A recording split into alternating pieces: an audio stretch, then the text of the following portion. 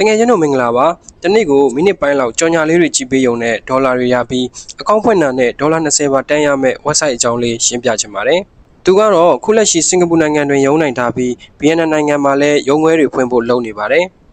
ဒီဗီဒီယိုထဲမှာဆိုအပြင်ကရုံးမှာလာရောက်လေ့လာနေတာတွေကိုမြင်တွေ့ရမှာပဲဖြစ်ပါတယ် website လေးရဲ့နာမည်ကတော့ WeVideo လို့ခေါ်ပြီးတော့ဂျပန်ဗီယက်နမ်အင်ဒိုနီးရှားမြန်မာစင်ကာပူကိုရီးယားထိုင်းနဲ့အိန္ဒိယနိုင်ငံဘာသာစကားတွေနဲ့အသုံးပြုလို့ရမှာပဲဖြစ်ပါတယ်မြန်မာမှာလည်းခုမှစတာဖြစ်လို့လူတိုင်းမသိသေးပေမဲ့လက်ဦးမှုရယူပြီးအကောင့်ဖောက်ထားမယ်ဆိုရင်တော့အကျိုးမြုပ်သလိုမှန်ပါရှာပြီးအကျိုးမြတ်တွေလည်းလုံးတက်ရင်လုံးတက်သလိုရရှိမှာပဲဖြစ်ပါတယ်ငွေထုတ်ဖို့အတွက်ဆိုရင်တော့ဘဏ်အကောင့်နဲ့ထုတ်လို့ရသလို KPay Waypay Binance OKX Bitget Bybit တို့လိုမျိုး Crypto Wallet တွေနဲ့လည်းငွေထုတ်လို့ရတော့မှာပဲဖြစ်ပါတယ်ဗီဒီယိုအကောင့်ဖွင့်မယ်ဆိုရင်တော့ကျွန်တော် channel ရဲ့ description မှာပေးထားတဲ့ link ကိုနှိပ်ပြီးဝင်လိုက်လို့ရပါတယ်။ website ထဲရောက်ပြီဆိုရင်တော့အကောင့်ဖွင့်ဖို့အတွက်နဲ့ဒေါ်လာ20ဘယ်လိုရမလဲဆိုတာကိုရှင်းပြပေးတော့မှာမို့ဆက်ကြည့်လိုက်ရအောင်နော်။ Okay ကျွန်တော်တို့ဒီပေးထားတဲ့ link လေးတွေကနေဝင်လိုက်ပြီဆိုရင်တော့ဒီ WeVideo website ကိုရောက်သွားမှာပဲဖြစ်တယ်ပေါ့နော်။အဲ့မှာ number 1အနေနဲ့ကကြတော့ကျွန်တော်တို့ဒီနေရာမှာကျွန်တော်တို့ရဲ့ Gmail ပေါ့နော်အကောင့်ဖောက်မဲ့ Gmail ကိုရိုက်ထည့်ပေါ့နော် Gmail ကိုရိုက်ထည့်ပြီးသွားပြီဆိုရင်ကျွန်တော်တို့ဒီမှာ send verification code ဆိုတာကိုနှိပ်လိုက်ပေါ့နော် send verification code ကိုနှိပ်လိုက်တာနဲ့ကျွန်တော်တို့ဒီပေးထားတဲ့Gmail မှာ code ကြောက်လာမှာပဲဖြစ်တယ်ပေါ့နော်အမှအဲ့ code ကိုရိုက်ထည့်လိုက်မယ်ပြီးသွားရင်ကျွန်တော်တို့password ရိုက်ထည့်ရမယ်ပေါ့နော်နံပါတ်3နေရာကကျတော့ password ရိုက်ထည့်ရမယ်နံပါတ်4နေရာမှာလည်း password ရိုက်ထည့်ရမယ်ပေါ့နော်အပေါ် password နဲ့အောက် password တူပါမယ်ပြီးသွားရင်အောက်ဆုံးဟာကတော့ကျွန်တော်တို့ရဲ့ဒီ referral code ပေါ့နော် invitation code ကိုပြမှာပဲဖြစ်တယ်ပေါ့နော်ပြီးသွားပြီဆိုတာနဲ့ကျွန်တော်တို့အမှန်ချစ်လေးချက်လိုက်ပေါ့နော်အမှန်လေးချက်လိုက်ပြီဆိုတာနဲ့ register now ဆိုတာကိုနှိပ်လိုက်ပါokay ဒါဆိုရင် registration successful ဖြစ်သွားပြီပေါ့နော်အမှကျွန်တော်တို့ခုနကတော့ပေးထားတဲ့ Gmail နဲ့ password ကိုပြန်ရိုက်ထည့်ရမှာဖြစ်တယ်ပေါ့နော်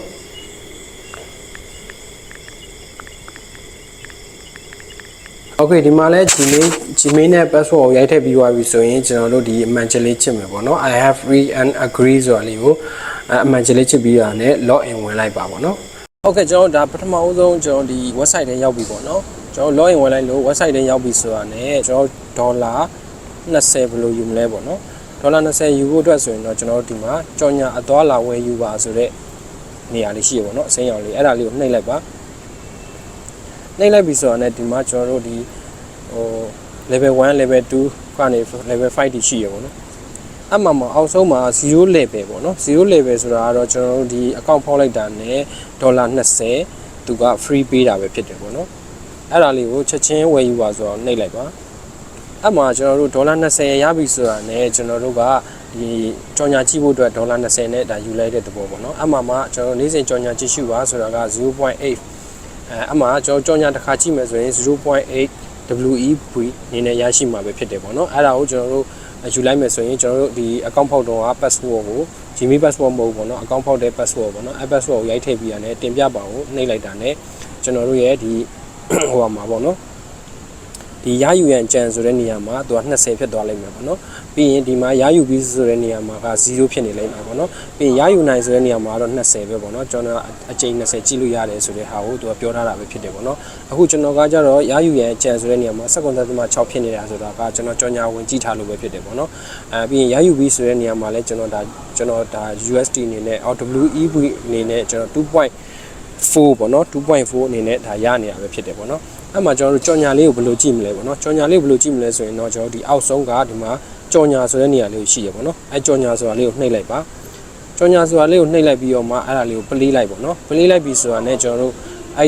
့အဲ့ကြော်ညာလေးပြီးသွားပြီဆိုရင်ကျွန်တော်တို့နောက်မှာ token ဆိုပြီးပေါ်နေလိမ့်မယ်ပေါ့နော်အဲ့ token ဆိုတဲ့ဟာလေးကိုတစ်ချက်နှိပ်လိုက်ပါပေါ့နော်တစ်ချက်နှိပ်လိုက်ပြီးဆိုတာနဲ့ကျွန်တော်တို့ကြော်ညာလေးကြည့်ပြီးပြီဆိုတာနဲ့ဒီပေါ်ကပေါ့နော်ဒီမှာကျွန်တော်ရယူရန်ကြံဆိုတဲ့နေရာမှာကျွန်တော်ကအခုဒါ2ရက်ကြည့်ထားတာဖြစ်တဲ့အတွက်ကြောင့်7.6ဖြစ်သွားပြီပေါ့နော်အမှရယူပြီးဆိုရင်ဒါတကယ်ကျွန်တော်အနေနဲ့ဆိုရင်ပထမဦးဆုံးယူတာဖြစ်တဲ့အတွက်ကြောင့်မို့သူက 0.8 နေနဲ့ဒီနေ့မှာရနေလိမ့်မယ်ပေါ့နော်ပြီးရင်ဒီဘက်ကတော့20က20ပဲပေါ့နော်အဲဆိုရင်အဲ့ဒီရလာတဲ့ WEV ကိုင်လေးတွေကိုဘယ်လိုလဲမလဲဆိုတော့ဒီအောက်မှာလဲရေးဆိုတာရှိရပေါ့နော်လဲရေး trade ပေါ့နော်အဲ့ကောင်လေးကိုနှိပ်လိုက်ပါနှိပ်လိုက်ပြီဆိုတာနဲ့ကျွန်တော်တို့ရလာတဲ့ WEV ကိုင်ပေါ့နော်ကျွန်တော်နေ့စဉ်ဒေါ်လာလေးတွေကြည့်သွားတဲ့ဟာကဒေါ်လာ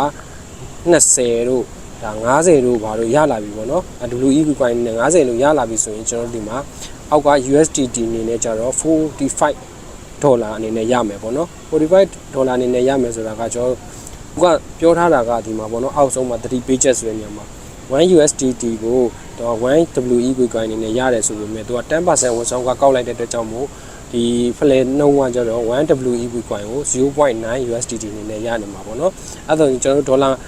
WE coin 50ရပြီဆိုတာနဲ့ကျွန်တော်တို့ကဒီ flat အတည်ပြုပါသူနှိပ်လိုက်တာနဲ့ကျွန်တော်တို့ရဲ့ဒေါ်လာအနေနဲ့$45ရသွားမှာပဲဖြစ်တယ်ပေါ့နော်အဲ့မှာအဲ့ဒီပိုင်ဆိုင်မှုကိုကျွန်တော်တို့ကြည့်မယ်ဆိုရင်အသေးစိတ်ကြည့်ချင်တယ်ဆိုရင်ကျွန်တော်တို့ဒီဘက်ကပိုင်ဆိုင်မှုဆိုတာကိုတစ်ချက်နှိပ်လိုက်ပေါ့နော်အဲ့မှာကျွန်တော်တို့ဒီမှာငွေသွင်းငွေထုတ်တွေရှိမှာပေါ့နော်ငွေသွင်းငွေထုတ်တွေရှိမယ်အဲ့ဒီငွေသွင်းငွေထုတ်မှာကျွန်တော်တို့ကဒါ WEB အနေနဲ့ကျွန်တော်ကကျတော့ USD အနေနဲ့မလဲရသေးဘူးပေါ့နော်လဲလိုက်တယ်ဆိုရင်တော့ဒီ USDT အနေနဲ့နေရာမှာလဲ0နေရာမှာကျွန်တော်အနေနဲ့ USD တခုရမယ်ပြီးသွားရင်ဒီအပေါ်ကစုစုပေါင်းပိုင်ဆိုင်မှုဆိုတဲ့နေရာမှာ0တွေပြနေတဲ့နေရာမှာလဲကျွန်တော်ရဲ့ပိုင်ဆိုင်မှုအနေနဲ့ပြလာမှာပဲဖြစ်တယ်ပေါ့နော်ကျွန်တော်ကတော့အခုက WE coin ကိုမလဲရသေးတဲ့အတွက်ကြောင့်မို့0တွေပဲဖြစ်နေသေးတယ်ပေါ့နော်အဲ့မှာကျွန်တော်တို့ဒါကြော်ညာလေးတွေလည်းရပြီးတော့ငွေထုတ်တော့မယ်ပေါ့နော်ငွေထုတ်တော့မယ်ဆိုရင်ကျွန်တော်တို့ကဒီငွေထုတ်ကိုနှိပ်လိုက်ပါပေါ့နော်ငွေထုတ်ကိုနှိပ်လိုက်တဲ့ချိန်မှာသူကဒီငွေထုတ်ဖို့အတွက်ဆိုရင်ကျွန်တော်တို့အတီးပြုတ်ဖို့သူတို့အချက်လက်လေးတောင်းတယ်ပေါ့နော်အဲ့ဒါလေးတွေကိုကျွန်တော်အတီးပြုတ်ရန်သွားပါပေါ့နော်အဲ့မှာကျွန်တော်ဒီအချက်လက်လေးတွေပေါ့နော်အချက်လက်လေးတွေကိ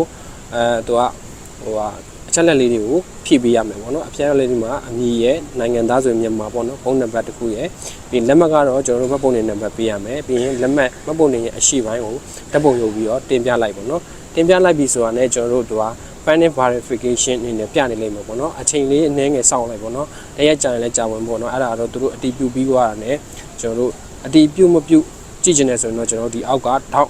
ထောင်ဆုံးလေးရပေါ့နော်ကျွန်ုပ်ဆိုတာကိုနှိပ်လိုက်ပေါ့နော်မိုင်းဆိုတာကိုနှိပ်လိုက်အမှကျွန်တော်တို့အမီအစစ်တီးပြုတ်ခြင်းဆိုတာကိုနှိပ်လိုက်ပေါ့နော်အမှဆိုရင်ကျွန်တော်တို့ဒီမှာကျွန်တော်ကတော့ဒါအတီးမပြုတ်ရသေးဘူးဘာမှမလုပ်ရသေးတဲ့ကြောင်ကြိုင်းထည့်နေပါပေါ့နော်ကိုကဒါတွေကိုပြည့်စုံထည့်ပြီးသွားပြီဆိုရင်တော့ဒီ panel verification ဆိုပြီးပြနေလိမ့်မယ်ပေါ့နော်အဲ့ဒါပြနေပြီဆိုတာနဲ့အတီးပြုတ်ပြီးသွားပြီဆိုတာနဲ့ကျွန်တော်တို့လိုအပ်တဲ့ငွေထုတ်တာတွေပါလေလုပ်လို့ရတော့မှာပဲဖြစ်တယ်ပေါ့နော်ငွေထုတ်လို့ရမယ်ငွေထုတ်တဲ့ချိန်မှာကတော့ကျွန်တော်တို့တည်တဲ့အချက်လေးတွေရှိရပေါ့နော်ငွေထုတ်မယ်ဆိုရင်တော့ကျွန်တော်တို့သူကတော့ဒီငွေသွင်းမှာဆိုရင်လည်းကျွန်တော်တို့ဒီမှာသူကဘိုင်းနဲ့သွင်းဖို့အတွက်ကိုသူကပေးထားတာပေါ့နော်လိပ်စာပေးထားတာဖြစ်တဲ့အတွက်ကြောင့်မို့ကျွန်တော်တို့ဒီ TRC နံပါတ်တွေလိုတယ်ဘိုင်းနဲ့ထဲကိုငွေသွင်းမယ်ဆိုရင်ဒီလိပ်စာတွေလိုပဲပေါ့နော်ကျွန်တော်ငွေသွင်းမယ်ဆိုရင်တော့ကျွန်တော်ဘိုင်းနဲ့ကနေသွင်းလို့ရတယ်ဒီမှာဒီဟာလေးကိုဒီလိပ်စာလေးကို copy ကူးယူပြီးတော့မှဒီဘိုင်းနဲ့ထဲမှာတွားပြီးတော့မှလွှဲလိုက်လို့ရတယ်လွှဲလာတဲ့ပြည်စာကိုဒီမှာငွေလွှဲအထောက်အထားလေးကို screenshot ကို upload တင်ပြီးတော့မှပေးလိုက်ပေါ့နော်သူတို့အတီးပြုတ်ပြီးသွားပြီဆိုတာနဲ့အနည်းငယ်စောင့်ပြီးတာနဲ့ကျွန်တော်တို့ဒီ account ထဲကိုဝင်သွားမယ်ပေါ့နော်အဲ့လိုပဲကျွန်တော်တို့ငွေထုတ်တဲ့အချိန်မှာလည်းအတူတူပဲကျွန်တော်တို့ဘိုင်းနဲ့ account နဲ့ထုတ်ချင်တယ်ဆိုဘိုင်းနဲ့လိပ်စာပေးလိုက်ပေါ့နော်ပေးလိုက်ပြီးတော့မှကျွန်တော်ထုတ်လို့ရတယ်တကယ်လို့ဘန်နဲ့ထုတ်ချင်တယ်ဆိုရင်တော့သူကကျွန်တော်တို့ဒီ customer service ကိုပြောပြီးမှပဲလိုအပ်တဲ့ဘဏ်အကောင့်တွေကိုပေးပြီးမှပဲထုတ်လို့ရမယ်ပေါ့နော်အဲ့ဒါတော့ customer service ကိုဆက်သွယ်ခြင်းနဲ့ဆိုရင်တော့ဒီမှာဒီအောက်ကအပြရောင်လေးပေါ့နော်အဲ့ဒါလေးကိုတစ်ချက်နှိပ်လိုက်ပြီးဆိုရင်ကျွန်တော်တို့ဒီ customer service ကိုရောက်သွားမယ်ပေါ့နော်ရောက်သွားပြီးတော့မှလိုအပ်တဲ့ဟာတွေကိုပြောပေါ့နော်အဲ့ဒါလေးကိုပြောပြီးတော့မှဒါလိုအပ်တဲ့အချက်လက်လေးတွေကိုပေးပြီးတော့ထုတ်လို့ရမှာပဲဖြစ်တယ်ပေါ့နော်ဘဏ်နဲ့လည်းထုတ်လို့ရတယ်ဘိုင်းနဲ့အကောင့်တွေနဲ့လည်း crypto wallet အကောင့်တွေနဲ့လည်းထုတ်လို့ရတယ်ပေါ့နော်ဟုတ်ပြီအဲ့မှာကျွန်တော်တို့ကကြော်ညာလေးကြည့်ဖို့အတွက်ကျွန်တော်$20ယူလိုက်တယ်ပေါ့နော်ဒီထဲမှာ$20ယူလိုက်တဲ့ချိန်မှာကျွန်တော်တို့အနေနဲ့သူက lucky draw အနေနဲ့သူကကန်ဆန်းခွင့်တစ်ချိန်ပေးတယ်ဗျအဲ့ဒါဘယ်မှာတော့ကြည့်ရမလဲဆိုတော့ဒီ gacha T ဆိုတဲ့ဟာလေးကိုနှိပ်လိုက်ပေါ့နော် gacha T ဆိုတဲ့နေရာလေးကိုနှိပ်လိုက်တဲ့ချိန်မှာကျွန်တော်တို့ဒီ lucky draw အနေနဲ့သူကတစ်ချိန်ရတယ်ပေါ့နော်တစ်ချိန်ရတာအောင်မှာကျွန်တော်တို့ကဒီမှာတစ်ချိန်ထိဆွဲဆိုတာလေးကိုနှိပ်လိုက်ပေါ့နော်အဲ့မှာကျွန်တော်တို့ဒီမှာ number T set ရဲ့အခရာ T set ရဲ့ဆိုပြီးနှစ်ခုရှိရပေါ့ဒီမှာပေါ့နော်ကိုကဒါတစ်ချိန်ထိဆွဲဆိုတာလေးကိုနှိပ်လိုက်တဲ့ချိန်မှာနံပါတ်လည်းပေါက်ချင်ပေါက်မယ်အခရာလည်းပေါက်ချင်ပေါက်မယ်ပေါ့နော်နံပါတ်ပေါက်ရင်တော့ကျွန်တော်တို့တစ်လုံးတူရင်$5ရမယ်နှစ်လုံးတူရင်$20ရမယ်သုံးလုံးတူရင်$50ရမယ်ပေါ့နော်ပြီးရင်၄လုံးတူတယ်ဆိုရင်တော့$300ရမယ်ပြီးရင်၅လုံးတူတယ်ဆိုရင်တော့$1000ရမယ်ပေါ့နော်6လုံးတူတယ်ဆိုရင်တော့$1,000ရပြီးတော့9လုံးတူတယ်ဆိုရင်တော့$9,000ရမှာပဲဖြစ်ပါပေါ့နော်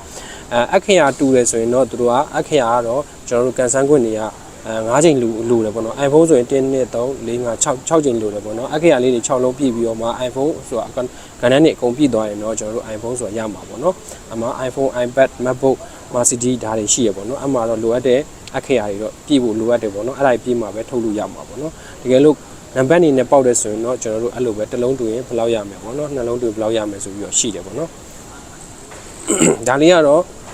ထီလက်မှတ်အနေနဲ့ပေါ့နော်ဒီလိုထီလက်မှတ်လေးတွေကိုများများကန်ဆန်းခြင်းနေဆိုရင်တော့ကျွန်တော်ခုနကတော့ပြောတယ်ဒီကြော်ညာအသွားလာဝယ်ယူပါဆိုတဲ့ထဲကကျွန်တော်တို့ level 1 level 2 level 3လေးတွေကိုတော့ဝယ်သွားဖို့လိုတယ်ပေါ့နော်ပထမဦးဆုံး level 1 ဝယ်မယ်ဆိုရင်တော့ကျွန်တော်တို့ဒီမှာချက်ချင်းဝယ်ယူပါဆိုတော့တစ်ချက်နဲ့ကြည့်မယ်ကျွန်တော်တို့ဒေါ်လာ50 USDT ဒီအကောင့်ထဲကိုထည့်လိုက်တာနဲ့ကျွန်တော်တို့ကကြော်ညာကြည့်ခွင့်အနေနဲ့ဒေါ်လာ100ရမှာကျွန်တော်တို့က50ထည့်လိုက်ပြီဆိုတော့100ရပါပြီဗျာအဲ့မှာကျွန်တော်တို့နေ့စဉ်ကြော်ညာကြည့်သွားမှာကတော့ 1.50 ပေါ့ 1.50 WEV အနေနဲ့ရမှာပေါ့เนาะကျွန်တော်0 level မှာတော့0.8 WEV ပဲရတယ်ဒီမှာကတော့ဒီ level 1ကိုဝယ်လိုက်မယ်ဆိုရင်တော့ကြော်ညာကြည့်ခွင့်က1.5 ပေါ့เนาะWEV အနေနဲ့ရတော့မှာပဲဖြစ်တယ်ပေါ့เนาะသူဝယ်ယူနိုင်တဲ့အရေးအတွက်ကကြတော့နှစ်လုံးပေါ့เนาะအမြက်က2ဆပေါ့เนาะတကယ်လို့ကိုကအဲ့ဒါဝယ်ခြင်းနဲ့ဆိုရင်တော့ကျွန်တော်ဒီငွေပေးချေဘူးကိုရိုက်ထည့်ပြီးတော့ password ရိုက်ထည့်ပြီးတော့ကျွန်တော်တို့ဝယ်လိုက်ရင်ရတယ်ပေါ့เนาะ deposit သွင်းပြီးမှပဲဝယ်ရမှာပေါ့เนาะအဲ့မှာပေါ့เนาะကျွန်တော်တို့ဒီ lucky draw လေးတွေကိုကန်ဆန်းခြင်းနဲ့ဆိုရင်တော့ကျွန်တော်တို့ဒီမှာပေးထားတဲ့ level 1 2 3 4လေးတွေကိုဝယ်သွားဖို့လိုတယ်ပေါ့เนาะ lucky draw လေးတွေဖောက်ခြင်းနဲ့ဆိုရင်တော့ကျွန်တော်တို့ဒီ level 1နဲ့ level 2ဆိုရင်တော့ဒီ lucky draw တစ်ချိန်ရမယ်ပေါ့เนาะ level 3နဲ့ level 4ဆိုရင်တော့ lucky draw 2ချိန်ရမယ်ပြီးရင် level 5ကိုဝယ်မယ်ဆိုရင်တော့ lucky draw အနေနဲ့3ချိန်ရမှာပဲဖြစ်တယ်ပေါ့เนาะဒါကတော့ lucky draw လေးတွေကိုလုပ်ချင်နေဆိုရင်တော့ဒီ deposit လေးတွေသွင်းပါဖို့လိုအပ်တယ်ပေါ့เนาะအဲ့မှာကျွန်တော်တို့ဒီကဆန်းခွင့်လေးကဘယ်ချိန်မှာပြီးလဲဆိုတော့ကျွန်တော်တို့စင်ကာပူနိုင်ငံပေါ့နော်စင်ကာပူစံတော်ချိန်ည8နာရီပေါ့နော်တနင်္ဂနွေနေ့တိုင်းရဲ့ည8နာရီမှာသူကကန်ဆန်းမဲဖောက်ပြီးတော့မှာပဲဖြစ်တယ်ပေါ့နော်အဲ့ချိန်မှာကျွန်တော်တို့8နာရီထိုးပြီးဆိုတော့လည်းဒီကန်ဆန်းမဲနံပါတ်လေးတွေပေါက်ပြီးဆိုတော့လည်းကျွန်တော်တို့ကဒေါ်လာလေးတွေရမှာပဲဖြစ်တယ်ပေါ့နော်ဒါကတော့ကန်ဆန်းခွင့် lucky draw နဲ့ပတ်သက်ပြီးတော့ကျွန်တော်ရှင်းပြပေးတာပဲဖြစ်တယ်ပေါ့နော် website ကပေါ့နော်ကျွန်တော်ဒီမှာ partner အနေနဲ့လုပ်ထားတာတော့ Google AdSense Instagram Facebook TikTok တို့နဲ့လည်းဒါ partner အနေနဲ့လုပ်ထားတယ်ပေါ့နော်ပြီးရင်ဒီမှာဒီအောက်ကဒီအချက်ကလေးတွေပေါ့နော်တာဝန်ဆိုတာကတော့ကျွန်တော်တို့ဒီရဲ့ဟို link ကိုပေါ့နော် home screen အနေနဲ့ထားမယ်ဆိုရင်ပေါ့နော် home screen အနေနဲ့ထားမယ်ဆိုရင်တော့ကျွန်တော်တို့ဒီမှာဒီတာဝန်လေးပြီးဆုံးမယ်ဆိုရင်တော့ 1.5 WEV ရရှိမယ်ပေါ့နော်အဲ့ဒါလေးတွေကလည်းအရင်မခက်ဘူးပေါ့နော်လိုက်ကြည့်ပြီးတော့လုပ်လိုက်ပေါ့နော်ပြီးရင်လမ်းညွန်ကတော့ကျွန်တော်တို့ဒီ WEV ရဲ့အသုံးပြုနည်းသင်ခန်းစာပေါ့နော်အဲ့ဒါလေးတွေကိုအသေးစိတ်နည်းနည်းရှင်းပြထားရပေါ့နော်အကြမ်းဖျင်းရှင်းပြထားရပေါ့နော်အဲ့ဒါလေးတွေကိုဝင်ဖတ်လို့လည်းရတယ်ပေါ့နော်ပြီးတော့ရင်ဖိတ်ခေါ်မှာကျတော့ကျွန်တော်တို့ကျွန်တော်တို့ရဲ့ဒီ link ကိုပေါ့နော်ကျွန်တော်တို့လည်း link ကိုတခြားလူပေးလိုက်လို့တခြားလူကကျွန်တော်တို့ link ကနေပြီးတော့ဝင်ပြီးတော့ account ဖောက်ပြီးတော့ဒီdeposit လေးတွေသွင်းမယ်ဆိုရင်ကျွန်တော်ကိုယ်အနေနဲ့လည်း 10% ရမယ်ပေါ့နော်ရပြီးတော့မှဒီ lucky draw အစီအစဉ်လေးတွေလည်းကန်ဆယ်ခွင့်ရမှာပဲဖြစ်တယ်ပေါ့နော်အဲ့ဒါကြောင့်မို့ကိုယ့်ရဲ့ link လေးတွေကိုပေးပြီးတော့မှ invitation လုပ်နိုင်ရင်လည်းလုပ်နိုင်တယ်လို့အကျိုးမြတ်ရမှာပဲဖြစ်တယ်ပေါ့နော်ပြီးသွားရင်ကျွန်တော်တို့ဒီအောက်မှာဟိုဟာလေးရှိရပေါ့နော်ပင်မစာမျက်နှာပိုင်ဆိုင်မှုကြော်ညာလဲလှယ်ရေးကျွန်ုပ်ဆိုတာလေးရှိရပေါ့နော်အဲ့ဒါလေးတွေကတော့ပိုင်ဆိုင်မှုကတော့ကျွန်တော်တို့ဒီ WEV ဘယ်လောက်ရှိမယ် USDT ဘယ်လောက်ရှိမယ်ဒါလေးတွေပေါ့နော်ငွေသွင်းငွေထုတ်တွေကိုဒီမှာတုတ်သွားလို့ရမယ်ကြော်ညာကြည့်ချင်တယ်ဆိုရင်တော့ဒီဘက်ကကြော်ညာကိုထုတ်ပြီးတော့တစ်နေ့တစ်ခါကြည့်သွားပေးလိုက်ပေါ့နော်ပြီးသွားရင်လဲလှယ်ရေးရကြတော့ကျွန်တော်တို့ရှိမှရှိထားတဲ့ WEV ကွိုင်ကို USDT နဲ့လဲချင်တယ်ဆိုတော့ဒီလဲလှယ်ရေးထဲမှာလဲလို့ရမယ်ပေါ့နော်ဒီကျွန်ုပ်ကတော့ကျွန်တော်မိုင်းပေါ့နော်အဲ့ဒီဟာကျတော့ကျွန်တော်တို့ဒီကျွန်တော်စတင်မိုင်းတွေပေါ့နော်ကျွန်တော်ဂိမ်းကောင်းရဲ့စတင်မိုင်းတွေဘန်ကတ်တွေဒါတွေပေါ့နော် online ဝန်ဆောင်မှုဆိုလဲဒီမှာထောက်ပြီးတော့ဒါထောက်လိုက်ရင် online ဝန်ဆောင်မှုအနေနဲ့မေးလို့ရတယ်ပေါ့နော်ကိုမသိတာအားတွေမေးချင်တယ်ဆိုရင်ကျွန်တော် description ရဲ့အောက်မှာ comment မှာဖြစ်ကျွန်တော်ရဲ့ဒီ website ကိုဝင်ချင်တယ်ဆိုရင် link ပေးထားမယ်ပြီးွားရင်ဟိုပါပေါ့ဒီ customer service ကိုဆက်သွယ်ရမယ် Telegram group တွေလည်းကျွန်တော် link ချပေးထားမယ်ပေါ့နော်အဲ့ဒီတွေကနေပြီးတော့တွားမေးလို့ရပါတယ်ပေါ့နော်ဟုတ်ကဲ့ပါအဲ့ဒါဆိုရင်တကယ်ချင်းတို့အနေနဲ့တနေ့ကိုဒေါ်လာလေးတွေဝင်ယူပြီးတော့မှဒါအကျိုးမြတ်လေးတွေရှာလို့ရတယ်ဆိုတာပေါ့အတိပေးချင်တာပဲဖြစ်ပါတယ်ပြီးတော့ကျွန်တော်ဒီ gain ရဲ့စတင်အကြောင်းလေးတွေအကုန်လုံးပြည့်စုံရှင်းပြပေးသွားတာဖြစ်တဲ့အတွက်ကြောင့်မို့အလုံးမဲ့နားလည်မယ်လို့ယူဆပါတယ်ကျန်တဲ့မသိရလေးရှင်းတော့ကျွန်တော်ဒီ Telegram group လေးတွေကနေပြီးတော့လာရောက်မေးမြန်းလို့ရပါတယ်ပေါ့နော်